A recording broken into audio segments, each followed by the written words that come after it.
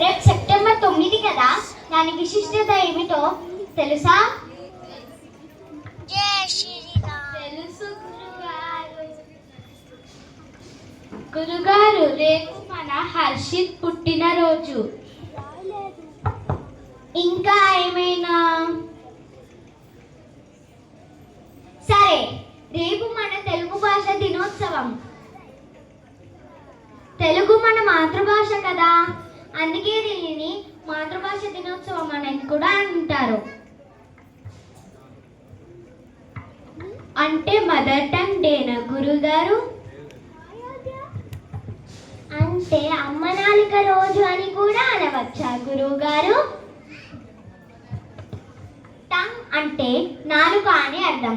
అయితే భాషను ఉచ్చరించడానికి ప్రధానంగా తోడ్పడేది నాలుక కాబట్టి భాషను ఆంగ్లంలో టంగ్ అని అంటారు. మదర్ టంగ్ అంటే మాతృభాష. మన మాతృభాషలో అనేక ప్రక్రియలు ఉన్నాయి. బుర్రకథ, హరికథ, గేయం, జాతీయాలు, పొడుపు కథలు, శతకం, ఇలా ఎన్నో ప్రక్రియలు ఉన్నాయి. రేపు మీరందరూ మీకు నచ్చిన ప్రక్రియకు సంబంధించిన విషయాన్ని నేర్చుకొని రండి. మరుసటి రోజు